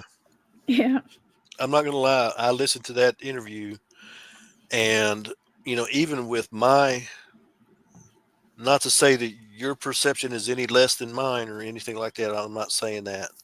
But even at the level that I'm thinking at that's right. personally, when I got done listening to that interview, my head hurt. It was a lot to kind of take in. Mm. It was, but it actually, that man knows what he's talking about. Okay. And he's been doing a lot of wild stuff, a lot of experiments and a lot of, I don't know, just, I resonated with what he was saying. Let's just put it that way. And it's stuff I'd never heard of, some of the things he talked about. But some of it just made a lot of sense. And here's the thing, like we don't have to agree with what everybody says that comes on my shows. You know what I mean? There's a lot of people I Yeah. may not agree with a lot of things they say, okay? But I still have a fun conversation And we're still, it's just getting everybody, and myself included, to think, maybe change our perspective on things just a little bit, or just, you don't have to change your perspective, just kind of look at things from a different angle and kind Yeah. of see where they're coming from and integrate it into what you already know. That's all. Yeah. That's all. Well, just like I'm a strong proponent of FAFO. I'm also I'm also a Me strong too. I'm also a strong proponent of find out for yourself. You know, Right. and one thing I've always said this, and it's one reason why I'm not a podcaster is because I do not want a following. I do not want like people following me because they cannot think for themselves and they're looking to me to give them answers. I want people in my time, and I'm going to use the word time, in my time, who Yeah. not just listen to what I say as a possibility, but who take what I say and use that to formulate their own answers for themselves. Because what's right for me may not be right for you, may not be right for somebody else. Mhm. And the only one that can find out what's right for them for themselves is that person. And I don't want I don't I don't want the weight of having a blind follower, Yeah. if that makes sense. I know. That's why I stressed a while ago. Like, take anything, like things that you hear, and if you resonate with it, see how you can integrate it into what you already know. Like, integrate it, and, like, I don't know, just to see things from a different perspective Yeah. sometimes is a good thing. And hearing other ideas on stuff, because, like, here's the thing, like, we're all learning that we've been lied to about so much stuff, and we think we're down this rabbit hole. We go down a lot of rabbit holes here on my channel, but what if the rabbit hole's even way deeper than what, like, we think we're going down these rabbit holes, but y'all, the rabbit holes are way deeper than what we've barely scratched the surface. Well, I mean, even if you just look at it from the perspective of the cryptid community or Mhm. the paranormal communities or whatever, I mean, there are so many things going on that are untrue that you don't know from one minute to the next what's true and what's not. That's why it's you know that's why I myself I've stopped looking at websites and databases online and YouTube videos. Used to be back in the day you could listen to somebody's encounter story and and use that as a baseline of information for your own research. You can't do that anymore because there's too many people out there who are AI generating stuff and or fabricating things on their own that are just not true, that are totally fictional. And the sad part about it is they're not doing doing the responsible thing in saying this is this is fictional, this is creepy pasta, this is whatever. It is not a real experience, but they're in fact passing it off as being something that's real, and that's where it it tends to go. That's the direction that things are going. And you know my caution to everybody is, I work in the technology sector, and I will tell you, using AI is not a good thing. Yeah.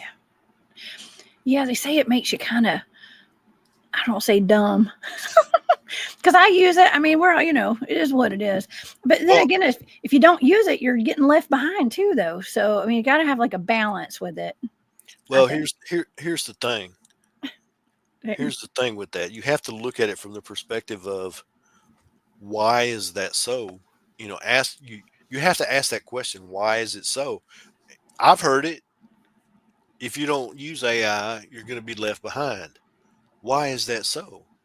And the reason why it's so is because these people that are in places of authority and power, they know that if you use AI, that it's going to numb your creativity and that it's going to cause you to become dependent upon the AI to do creative thinking, and your ability to do that is going to be lessened. So it Yeah. creates that dependency. Meanwhile, they're in the background behind the curtain, pulling the strings, controlling the algorithms, and controlling the AIs, and doing what they do. So I just urge people to be cautious with when it comes to AI. Yeah, we need to be careful with it. And you know what? I was hearing somebody say the other day that AI cannot read cursive handwriting. Okay, it can't pick up on cursive, and I don't know. I think it's important that we all write in cursive, y'all. If you don't know how to write in cursive, better Yet, learn. Not yet. Okay, because think about it, yet, they're using but it will. AI. They're using Okay. AI to translate um, different ancient writings and stuff like that. So if you have now publicly accessible AIs may not be able to read cursive writing, but I guarantee you that there are AIs out there that may not be publicly available that can. Yeah. Nathan said that cursive is a rabbit hole too. Hold on, let me pull this up. Yes, Aaron. That's interesting, Aaron, because I do a mixture too. When I draw, when I write, I do cursive and not cursive. uh, without, that's just how I write. It's like a mix. So, but yeah, that's a rabbit hole too. It definitely is. It's really interesting to look into that. And also when you're talking about how AI takes away your, you know, uh, your creativity, right? Because like you've got something doing it for you. And we're even talking about people that write books too, y'all. I know this is controversial and stuff, but I have not written a book yet. But if I do, I will not use AI because I spent a lot of time and effort and money on college and got a degree in English literature. So okay. So I gotta put that to use one day. Okay. But a lot of people, I've even had people suggest to me that I use like chat gpt to write a book. I was like, well, that's not me writing a book, then that's AI writing a book, right? But a lot of people are doing that, and that goes back around. We're going to circle back around to that question that I'm always asking, and the head of my research team always asks us, what does it mean to be human? And I think that is taken away our humanity, using our creativity as being human. Well, Okay, it's so we just need to make a list, okay, of what it means to be it's human. actually, and not to interrupt you, but it's actually an extension of the lessening of the human creativity that's already taken place by all the deception and all the things that we're exposed to from the time that we're born. Because I mean, you think about it, from the time that you're born, from the age of birth to about 7 8 years old, your mind is operating in a totally different. Uh, it's actually operating in a totally different mode than you are after that age. Um, and it's just operating on different frequencies than it is, and you basically are absorbing everything, and you're forming the basis of your reality based off of what you absorb. And you know that's why it's dangerous, in my opinion.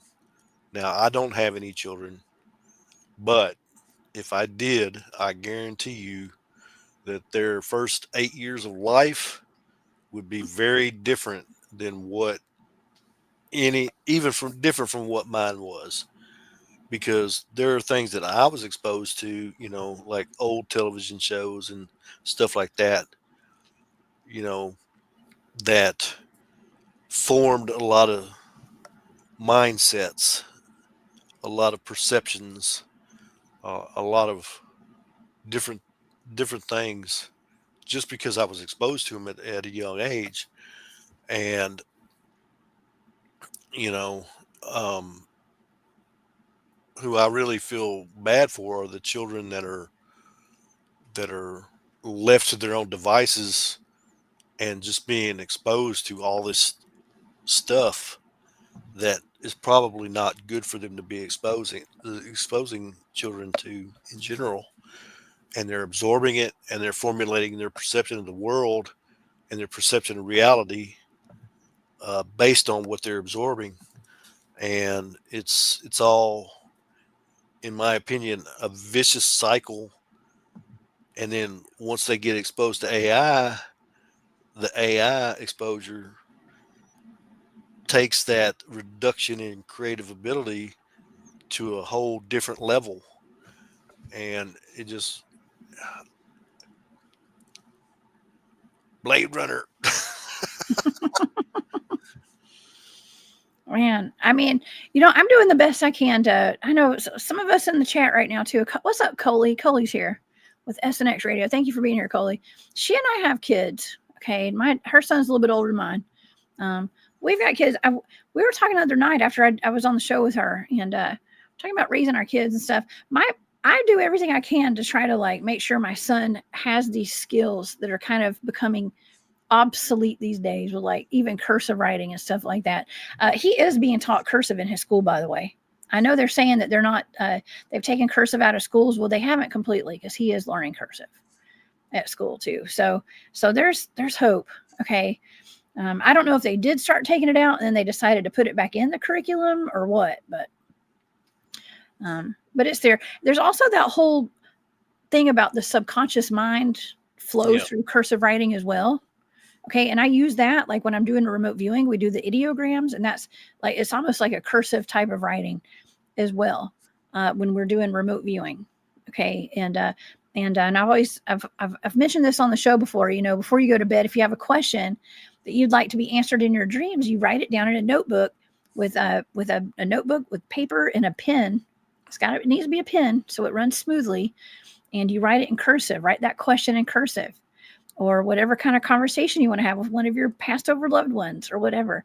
If you want to talk to somebody and you want it to be in your dream, write it down in your book in cursive and lay that by your bed at night. And then about 99% of the time, you're probably going to have a dream about it. Okay. That night. And you may not remember it, but you're probably going to have a dream answering that question that you wrote down in cursive. Okay. Write it in cursive. So yeah, I learned that when I was learning remote viewing. Actually, cool. Yeah. And if you're listening to Dr. Ram that we had on Monday, this whole life that we're having right now is just a big old dream, anyways. And he said, Mark, he said something so prophetic. He said, "What happens when you die?" I said, "I don't know." He said, "You wake up. You wake up from this dream." Is what he said. So I don't know. It's like you said, I know your head was probably kind of hurting by the end of that show.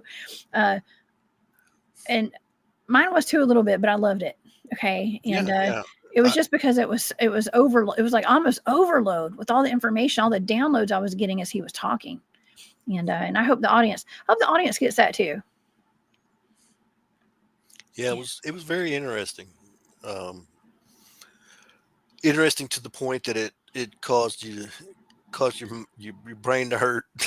Well, like I said, I've been sitting in I've noticed I've been sitting in my truck this week. Just kind of, I'll like get home and I'll park in the driveway and I'll just sit there. I'll be looking out the window and I won't get out of my car because I'm pondering my whole life and all the things that I thought I knew. It's like, I don't know. Now I'm questioning everything even more. And it's like, where does this end? Does it ever end? I hope not, because it's actually kind of fun. But it's like, how deep does this rabbit hole really go? Yeah, it's a good question. Know. Yeah. How deep? And when it comes to the cryptids too, and like, we're uncovering a lot of this like black magic is being done and spells. We're talking about cursive writing and spelling and spells, and people are writing that in the chat right now about the spells and curses and cursive writing.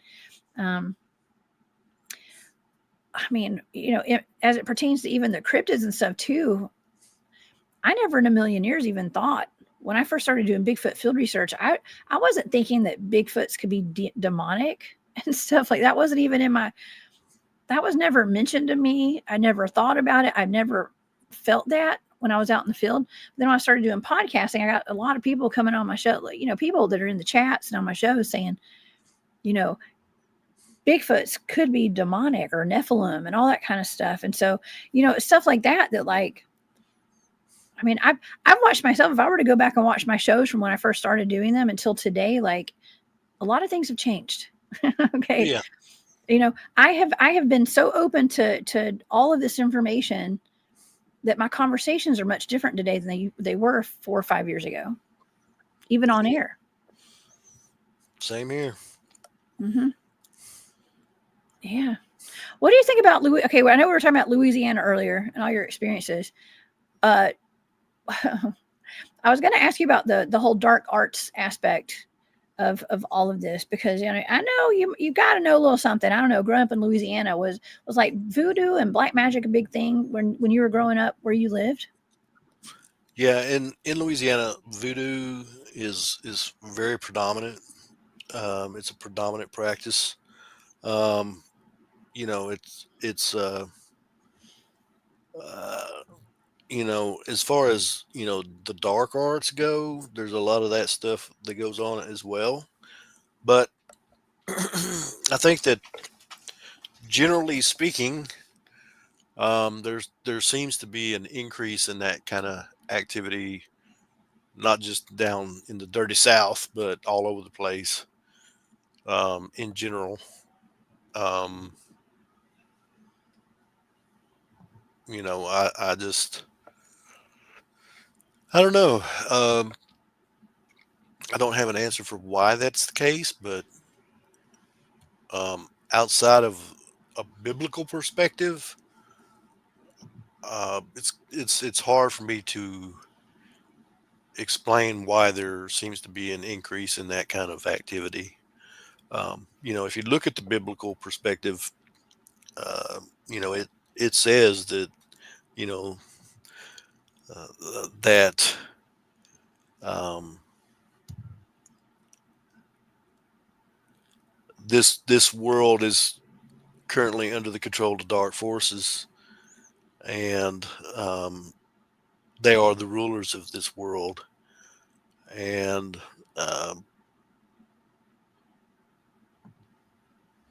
it's hard to say, you know, are people just that far gone? Because I mean, if you just look around, I mean, you hear some of the crazy stuff. I fire up Facebook sometimes and I look at it, and it's like, I don't know how many times I've seen where, and it's not just men. I've seen instances of women as well, sexually assaulting children, Oh no. and they were arrested or whatever. And I see those news reports flash by, and I'm like, what is wrong with people? I mean, You know, and, possessions and stuff. I mean, I don't know. It is really weird. It's like, I mean, do those people even have souls? That's the question. And that's a serious question. yeah, Do they have souls? And I don't think they all do. yeah. Literally, I don't think they do. I mean, to me, there is no world in existence where that is acceptable. In my perception, No, absolutely um, not. and I can I can assure you that if I was around anything like that, that it would be a FAFO situation. Yeah. NPCs. Thank you, Robin. That's right. I was just thinking that earlier today. I'm like, okay, I got to watch how I say this. Hold on.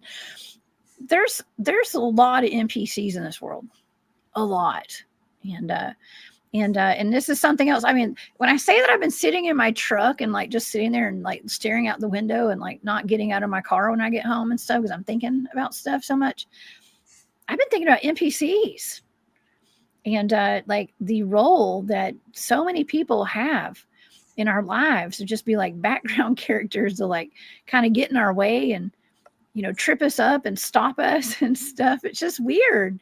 It's really weird. And thinking about life as like a computer simulation or something. Yeah. I don't know. Deep thoughts with Jessica, the Cryptid Huntress. And then you have the ones that the people that shut you out and exclude you and act like you don't exist. And you have to ask why do they do that? I mean, don't get me wrong. Me personally, from my perspective, you know, I don't I don't worry about that because I'm not really looking for notoriety or fame in anything or recognition for anything. But it seems like the people that are tend to operate in that sphere of um, you know, it's kind of like they get it in their mind that, well, they don't want notoriety or whatever. Well, I'll take it. It's like weird. NPCs. Yeah, NPCs are very interesting because like I didn't know a whole lot about them. I know that Bigfoot Dwarf and I did that show on like the Cabbage Patch Kids and Hmm. the orphan trains. And we talked about the old world's fairs and stuff. And we talked about pod people. Pod people. That's some kind of personal, some kind of drone. It's basically a drone, personal operational drone or something like that. And those are like basically NPCs, right? Like non-player. Is it non-playable characters or non-player characters? Yes, Uh, non-player characters. okay. Well, it's just like uh, soulless humans. I mean, is that what that is? Like, I don't want to say Well, clones, but you're into well, tech. Explain it to well, me. well. It's kind of like if you look at a video game, right? A lot of these video games, like Battlefield 6 and you know, Oh, we COD, got COD. CO, My yeah, son called it COD earlier today. He plays that. COD or whatever. Yeah. They have these. If you don't have enough people to be in your party or your group, the game will generate one for you. Will Oh. generate a player, and the AI will run it for you within the game. And you kind of Oh. look at NPCs the same way. If this reality is a simulation, and we do have NPCs, or uh, we, there is a name for them within the gamer sphere, um, but they're basically AI players, AI generated players, and you have to ask what they're doing, because even in the games, the AI generated players do dumb stuff, and they do things that are not don't make any sense. Oh. Will it like trip you up and like kind of Yeah, like and it'll set actually, you back, right? yeah, It sets the whole team back. and actually work against you. I mean, how many? I'm just gonna say, like I said, I have to be careful how I say this, right? But I mean, I have throughout my lifetime noticed there have been. I hate to say like we live in the Truman Show or something, but Hmm. sometimes I do feel that way. Or And Groundhog there Day. are people sent in to slow me down, and it's a slippery slope there. I'm just gonna leave it right there, slippery slope. So I'm But not gonna the good news keep is talking about that. is is that if they are operating under the influence of an AI generated or AI influenced mindset, we have the ability to modify that We have the ability to modify that. in real time. Okay. That's what they don't want you to know. Oh, do tell. Wait, this is for entertainment purposes only. In case I might get shut down right now. Let's hear it. Let's hear it, Mark. So Please. there is a thing, and within the tech sphere, a lot of people look at computers and computerized systems and programs. That's what I did for a while, um, programming. Um, a lot of people look at it as, oh, well, I'll just make a program and I'll tell the program to do this, this, and this. But what they don't understand is that the program can not only do what you program it to, it can do other things as well. The question, and they look at the generation of it from an incorrect perspective. They look at it from the perspective of, this is what I want it to do, and this is what I programmed it to do. But they don't look at it from the perspective of, can it do this or can it do that? Or it's not will it, it's can it. And if it can, it will. Hmm. Okay. And without getting into their, basically, you can influence a program to do something that it's not supposed to do. Oh, you got to crack the code. Kind of like on the Matrix, maybe? Hmm. Oh, It's okay. kind of where I was going with that. Okay. So there is a solution to it. Hmm. But Yeah. they don't want people to realize that. Hmm. They want people to be locked into the box and only consume the information Consume, that they obey, obey, obey until you take reproduce, your glasses down and you see. You put on the re- glass. Actually, you put your glasses on and here's you can one see for them. you. I was the other morning. I got up and I was getting ready for work, and that movie They Live was on, and they had a sign, uh, "Get married and reproduce." When he was taking his glasses up and Oh down and yeah. looking around, there was a sign that said, "Get married and reproduce." Reproduce. They want you to reproduce, and you have to look and ask the questions. We as people, if we're not NPCs, we have to ask the question, why do they want us to do the things that they're influencing us to do? And once we find out the answer to that, we will be better able to navigate our world, our existence, and our time here.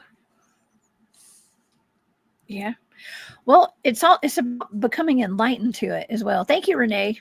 Uh, you're awesome. Thank you for being here. He says many folks that are enlightened are sigmas. He actually meant sigmas, and can pick NPCs easy. So, yeah, you know it. Once you start noticing things and the way people are and stuff, it's easier to pick them out. I think it is. It probably takes a lot of practice and a lot of character development situations, as I like to call it. Uh, yeah. Uh, it's And yeah. Go ahead. the hardest part about navigating this life and our existence and NPCs and other people and this, that, and the other. I used to be real bad about this. Uh, so when somebody would do something that I didn't really agree with, I used to get upset about it, get bent out of shape, and get mad at them and all this stuff. Now I don't care. Do what you're gonna do. If if it if it affects me negatively, then I will adjust. If it doesn't, then go on about your business and handle your business. But I don't get bent out of shape about people. I used Yeah. to. It does not. It does not benefit you in any way to get upset about something that you have no control over, because at the end of the day, you don't really have control over what other people do or say. You can think that you do, but you really don't, because if they're going to do and say something that you don't agree with, even if you say, you know, don't do that, don't say that. That doesn't take it out of their mind or their thought processes. That's not gonna doesn't I mean, it may stop them from doing it, but initially it doesn't change that person. So you have to you have to weigh whether or not it's going to be beneficial to to get upset about it. I guess I mean, like I said, I don't get too bent out of shape about things anymore because you know it's Life's it's too a short. that and Yeah. it's a fruitless endeavor. And at the end of the day, that's what they want us to be doing. They want us to be upset with everybody. They want us to be in discord and not the program, but in strife and disagreement and conflict. And we're not designed to be that way as human beings. We're not designed to, I mean, we're not we're not designed to inherently be destructive towards other humans. But through conditioning and deception, we have become that. And the only way that we can change that is to come to the realization that that is not how we should be. And it's up to the individual to make a conscious effort to change themselves to not be that way. Hmm. Yeah. Nico's hauling is right. They want our stress frequency and then they eat us. That's true. Well, they do. It's that loosh, right? The loosh. That's what I'm not saying the NPCs eat the loosh, but something does. Something does. Yeah. And the Soylent Green. It's Yeah. people. So they can feed us with a renewable resource. Man, yeah, it's I'm I'm just glad that there's like a solution to a lot of this. And if you watch these soft disclosure movies like The Matrix and The Matrix Reloaded and all that stuff, I mean, all these Hmm. movies have the truth in them. Oh, They yeah. have the truth. We can unplug. We can unplug from the Matrix. There's got to be some kind of virus too, right? And that virus, Like, that yeah, virus is, that virus is non-compliance. no, yeah, And, I mean, 99% of the control that is usurped against the people is through compliance. right. If you Going just along with the crowd, if you just stop not doing what they questioning. want you to, Yeah. then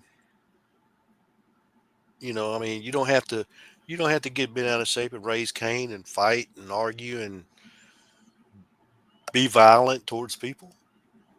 You just have to not agree with to do what they want you to do. You're Hmm. not hurting anybody. You're just not doing what they want. Yeah. Exactly. That's why we get those targets on our backs, Mark, too. So Oh yeah. yeah, but we're gonna get them. We're gonna get them regardless. Might as well have fun with it, Oh yeah. right? Dance around a little bit, make it make it a harder a target to hit. I guess I don't know. Yeah, loosh is the word. I know Barry hates that word. I know he calls it some kind of Jolly Rancher. That I'm like, I don't even know what that means, but okay, yes, it's loosh. If that's how everybody remembers it. Okay, loosh is that negative energy that we put off when we're under stress and in fear. And what do I always say at the end of all of my shows? I'm like, don't live in fear, right? But then of course some people do say like it is good. Fear will save your life as well. So Oh yeah. don't ignore fear. If something makes you feel scared, pay attention to that and get the heck out of Dodge if you need to. Okay. But just don't live in fear in the context of like, don't let it eat you whole. Don't let it eat you alive. Um, live in awareness, not the fear. Okay. Don't let it consume you. Yeah. Don't let it consume you.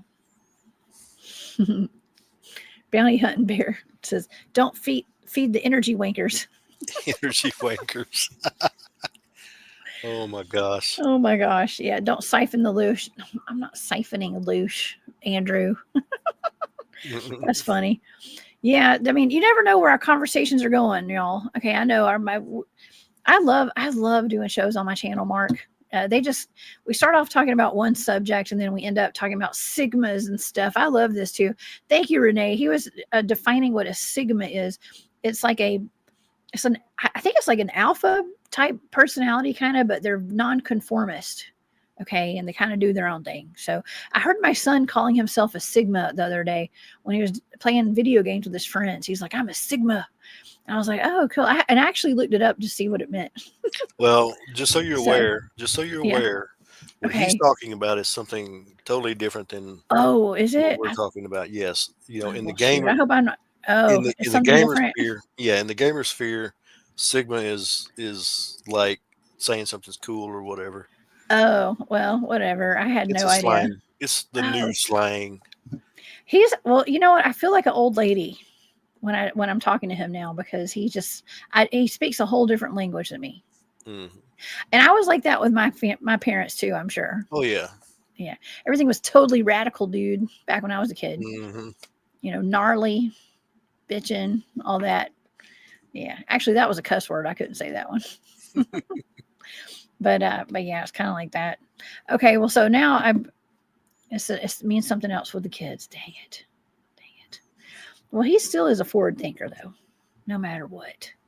But but yeah. I don't know. What do we have what do we have in our horizon, Mark? What's going on? I know you got any trips planned to the LBL? I mean, I know you live up there. What you got Well, going on? well. Uh, I guess probably the bigger question is not do I have any trips, but do you have any trips to the LBO planned? Oh, maybe. There may be several at this point. I don't know. I've never been to the LBL before. I have been invited up there. I will not say when or where I'm going. I don't even know where I'm going, honestly. But I have been invited. I might be coming up there. Yes, Cool. at some point. It's So good. It's good to it experience. depends. Um, you know, some would have you believe that there's death around every corner, and that may be the case in some locations. But I can assure you that the chances of that being the case are going to be kind of slim. You know, that doesn't mean don't be careful and don't be wary of people that you don't know, um, because there are bad things that happen. But like you say, don't live in fear, um, and just check it out and have a as good an experience as you can, and kind of go from there. Oh, I'm gonna go hike in and take my hammock all by myself. And I'm just kidding. I would never. I don't think I'd ever do that at the LBL. No, that's not. Yeah, I'm not. I would not volunteer to be Bigfoot nor Dogman bait at the LBL. I have my boundaries and my limits, and I know better on that one. yeah. Yeah, I'd Actually, at least take somebody with me if I did. yeah, We're both going to get taken out. Okay. Um. Yeah. I'm just saying. but yeah. I mean, the reality of it is, for many years, I researched over there by myself in a lot of remote locations for many years before all the hype came out. So, I mean, I'm still here. What's left of me? What's left of you? No lone So, hammocks. I'm gonna wear my spandex and take my hammock, Robin. Okay, I'm just kidding. I'm not doing that. What's left of you though? Oh my gosh, you sound like you've been through some stuff out there. Is what it sounds like. well, I wouldn't kid when I said I was salty. You know, Salty. everybody starts out green, right? And then they get, salty's a military term. You know, salty is kind of like, you know, you're not new anymore. You're not a rookie, and you've experienced enough to know the ropes and know what's up and Yeah. that kind of thing. And so, yeah, I mean, the reality of it is, I can get in my vehicle and go over there and be there in 10 minutes. So Go anytime. I I could go anytime, and that's generally something that I don't broadcast for a lot of different reasons. I tend not to talk about what I'm doing, when I'm doing it, where I'm doing it, and all that. Not because I'm trying to hide anything from anybody, but because there are, let's just say, there are forces out there that don't want different things um, to be understood, and being around those things sometimes is the only way to understand them. Hmm. Well, you have your own experiences even at your home, which is not that far from the LBL. And my goodness, I think honestly, Mark, I would not be surprised if there's some sort of like portal near your property or something. I mean, you've got so much going on there, so many things going on there. In addition to the LBL being right there, I don't know. I was going to say, have you ever thought about moving? You don't want to. I mean, you enjoy it, right? I mean, like this is. How do you feel about living amongst all this stuff? Well, at first, just to be honest, yeah, I thought it was cool, but it actually, like I said earlier, it became a bit much. I mean, um, yeah. So, I mean, moving to a different location is always an option, Hmm. and I hate to sound negative about Bigfoot and Bigfoot research and Bigfoot researchers, but I'm just going to be honest. You know, I had a good thing going here until people started you know, bringing a lot of unnecessary fictional attention to the LBL. Oh, fictional attention. Uh oh. Over exaggeration and stuff. Is that Let's what you put it mean? let's I put it don't know. mildly. Okay. I mean, these folks were going above and beyond what fictional is. So I mean, it is what it is. And I'm not going to call names and throw people under the bus, but just know that there are people out there that are operating on an agenda, and There's always they're an agenda. even though they get on their podcast and say, "Oh, well, I love y'all. Y'all are so nice and so friendly, and I thank you for coming and listening to my show God. and providing input, and we care about y'all so much." The truth of the matter is, they could really care less. The only thing they want is a little bit of grease, A little money. a little bit of grease, Oh and my some attention, gosh. and some attention. Oh my gosh. Well, honestly, my good buddy I call him Pardu. David's been on the show. He's one of his main research areas is up at Uwari in North Mhm. Carolina, and he was, after the whole, is it Finding Bigfoot? Is that the name of that show? I don't know. Whatever that show was about Bigfoot, Mhm. went up there. It really, really pretty much ruined the whole area Yeah, after it got popular and the TV show started doing their filming there and everything, and so that's why people are wondering why we don't give our locations away and don't talk about it too much. It's because of that. It ruins the research, and yeah. I can I mean, imagine that's happened with you too. oh yeah. I mean, Yeah. yeah. I mean, I'm not gonna lie. It's to the point now. Now, nothing against documentarians and documentary making folks. That's their thing. But used to be, you could go to the I mean, you can still go into the LBL and film,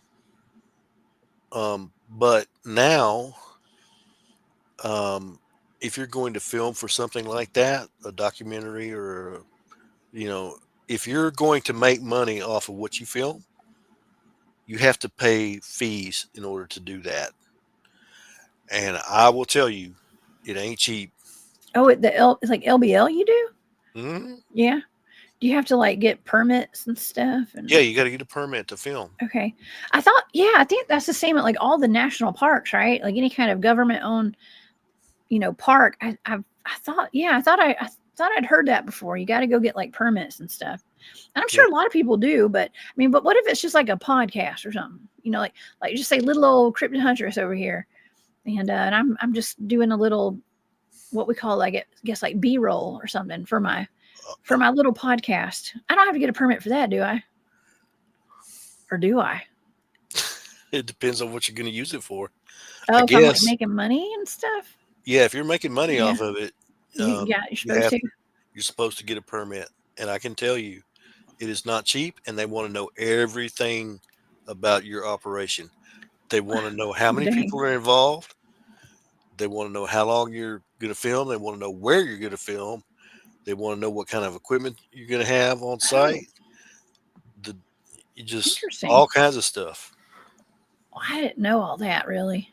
Well, I knew there's a bunch of rules when you go places, even like the like Kennesaw Mountain at the battlefield. You can't take like metal detectors and stuff. Like, I mean, there's some Yeah, things you can't same do at here. these places, right? Hmm. Yeah, these national parks. They got rules, I guess, but I don't know. I don't ever take my cameras out there, anyways. By cameras, I mean my cell phone to go film. Oh man, but anyways, yeah. Well, that's interesting. Bigfoot Dwarf says drone footage also. I hear.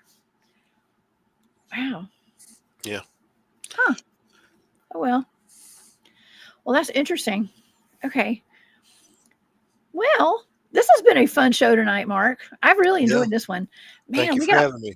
of course, we went kind of deep on some of these topics tonight too, and I learned all about NPCs some more. Talked about NPCs and sigmas. Thank you, Renee, for giving us all those definitions about sigmas tonight too. I learned a lot from you as well. So yeah. Okay, so we got to hear about your Bigfoot encounter when you were a kid. How old were you when that happened? About 13, 12, 14? Yeah, I was somewhere around that age range, Man, and yeah, awesome. And that led you, did that get you interested in what you did you when you had that experience, that did it obviously it did open you up probably to more on a different frequency. But do you think that's yeah. kind of like what put you on your path to doing what Well, you do now? actually, during that time, I was having a lot more other types of experiences, and I was more focused on that. And Bigfoot was like the farthest thing from my mind. I didn't actually, I mean, Bigfoot was on my radar, and I knew about it, but I didn't actually start looking into that until I was 27, 27. when I had my second encounter. Mhm. Hmm. I was in my 30s when I started going on Bigfoot expeditions. Hmm. So, yeah. I always try to be careful about not giving away my exact age on here, okay? I was somewhere in my 30s when I first started though. It was before I had my son. So, yeah, I was a late bloomer, okay, when it came to the Bigfoot stuff. But also back when you started doing all this too, it was like it wasn't that popular, just like it wasn't popular when I started. As Yeah, popular as it is today yeah. with everybody. So we didn't have podcasts back then. Okay. But anyways, well I'm glad that you got into it. And you got into your encounter tonight. And thank you so much for sharing all your infinite wisdom with us, Mark. You really do. It's Well, it's wonderful to hear what you have to say about these things. I'm always glad to blabber, even if it, and hope that somebody gets something out of it. Yeah, well, I did. I'm sure the audience did too. I hope. Okay, I know y'all did. And man, we had a wonderful chat tonight. Gosh, we had so many great people in here, and a lot of other researchers and stuff were in here tonight too. So thank y'all so Cool. much for all the support, y'all. for being here. And this has been a wonderful show. Mark, where can people find you if they want to look you up? I have my website, cryptiville.com, and then I have a YouTube channel that has some videos on it, not a whole bunch, but a few. I generally don't, I only use Facebook primarily to maintain contact with family. So I get on there like once a week, but usually I'm not on, I don't live on it. So, but yeah, those are the best ways to find me. Yes, y'all. Please go and subscribe to Cryptiville over on YouTube, y'all, and show some support and show some love, and definitely go visit the website over here, cryptiville.com. Yeah, and hopefully you'll be back here with me again soon. And I don't know, we always come up with some good topics, don't we? Oh yeah, We have some good conversations. It was So a good discussion, and once again, yeah. just want to thank you for allowing me to come on the show. Oh yeah, of course. You're always welcome. You have an open invite, Mark. Thank you. Anytime you want to come on, you're always welcome. Okay. Thank you. Okay. Well, thank you. Thank you. And I want to thank the audience tonight. Thank y'all so much for all the love and support. And thank you to Nathan and to Larry Sharp. Larry had to come and go quickly in the beginning, I think. But thank you to Larry and to Nathan Davis for the super stickers tonight.